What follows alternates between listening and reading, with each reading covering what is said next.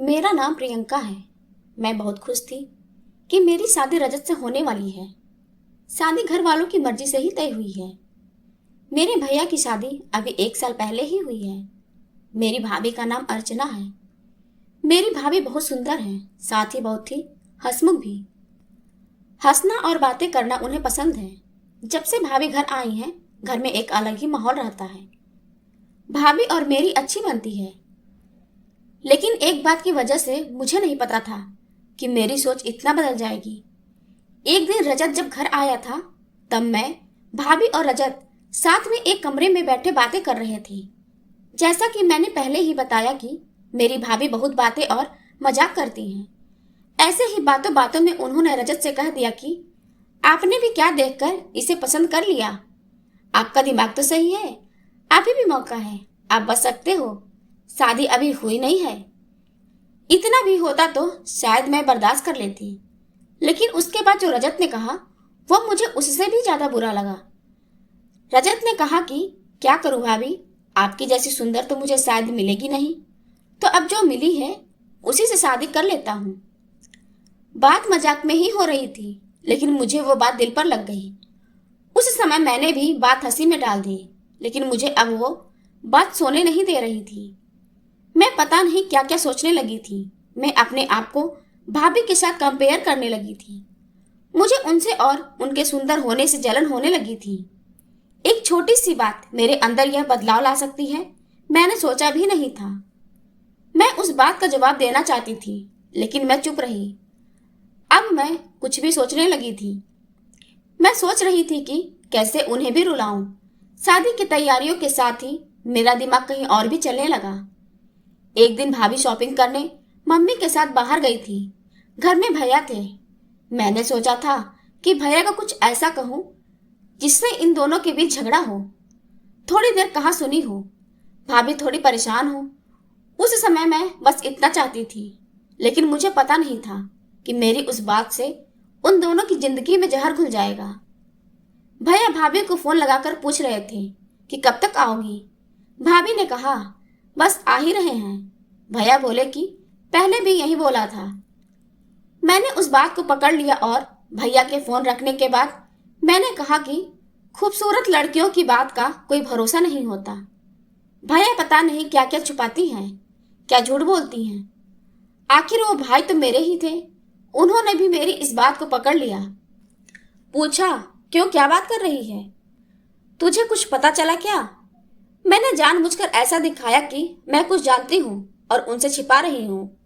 मैंने कहा नहीं, कुछ नहीं, मैं तो बस ऐसे ही बोल रही थी। भैया ने फिर पूछा तो मैंने और ज्यादा उन्हें परेशान किया। मुझे पता था कि वो जितना परेशान होंगे उतना ही भाभी भी होंगी। मैंने उन्हें ऐसे ही कहा कि भैया मैं क्या बताऊं, आप खुद समझदार हैं। वो बोले क्या मतलब, क्या बोलना चाहती है, ठीक से बता। मैं अब क्या कहती, लेकिन अच्छा हुआ कि उसी समय भाभी और मम्मी आ गए और बात टल गई। लेकिन मुझे बहुत खुशी हो रही थी कि मैंने अपना काम कर दिया। भैया उनके आते ही अपने कमरे में चले गए। बस मुझे अब भाभी का वैसा चेहरा देखना था जो मैं देखना चाहती थी। भाभी करीब 1 घंटे बाद जब कमरे से निकली तो उनका चेहरा बयान कर रहा था कि मैंने जो बोला है उसका असर हो रहा है। भैया का भी मुंह उतरा हुआ था। उस दिन से भाभी का बोलना और हंसना कम हो गया। भाभी का मुंह उतरा रहता था। मैं पता नहीं कैसे इतनी कठोर हो गई थी कि उनके आंसू से मुझे खुशी मिल रही थी। भैया और भाभी में अब कुछ ठीक नहीं है। इस बात का पता अब हमारे घर में सबको चल गया था। भाभी अब मुझसे भी बात नहीं कर रही थी, लेकिन मुझे बुरा नहीं लग रहा था। एक दिन भैया भाभी से किसी बात पर बिगड़ गए और सबके सामने उन्हें घर से जाने को कहने लगे। मम्मी और पापा ने कहा कि क्या हुआ, क्या बात कर रहा है, ऐसा क्या हुआ, लेकिन वो कुछ बोले नहीं। भाभी को वो बात बहुत बुरी लगी और वो घर से जाने लगी। मम्मी ने कहा कि शादी सर पर है, ऐसे कहाँ जा रही हो? भैया बोले उसे जाना है तो जाने दो। भाभी मेरी तरफ देख रही थी, लेकिन मुझे ना बुरा लग रहा था ना मैंने उन्हें रोका। भाभी अपने घर चली गई। शादी में सिर्फ 10 दिन बाकी थे और भाभी घर से चली गई। घर में मम्मी, भैया और पापा को देखकर अब मुझे थोड़ा बुरा लगने लगा था, पर मैं अब कुछ नहीं कर सकती थी क्योंकि बात बहुत आगे निकल गई थी। सच बताओ तो बात इस हद तक चली जाएगी इसका मुझे अंदाजा भी नहीं था। शादी के समय सभी के मुंह उतरे हुए थे और इसका कारण मैं थी, लेकिन यह बात मैं कैसे बता सकती थी। भाभी को मम्मी ने फोन भी किए लेकिन वो नहीं आई।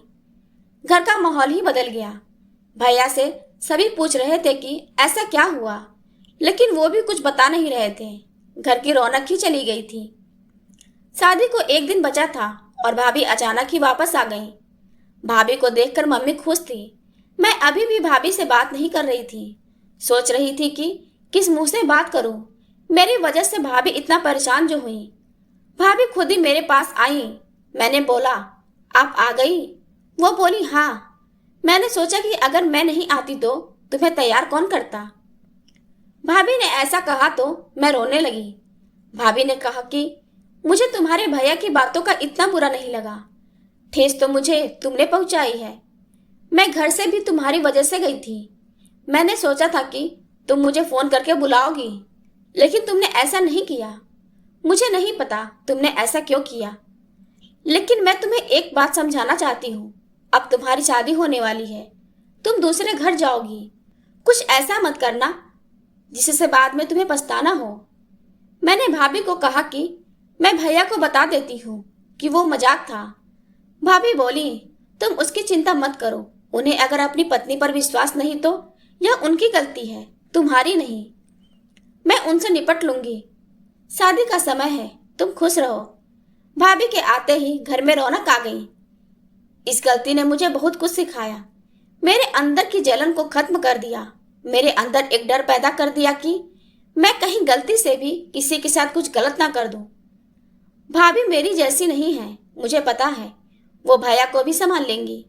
मैंने भाभी के साथ इतना कुछ किया, लेकिन उन्होंने अपना फर्ज नहीं भूला, ना ही यह बताया कि यह सब मेरी गलती है। ऐसी भाभी सभी को मिले। कहानी कैसी लगी कमेंट करके जरूर बताएं। कहानी अच्छी लगी हो तो वीडियो को लाइक करें, शेयर करें और सब्सक्राइब करना ना भूलें।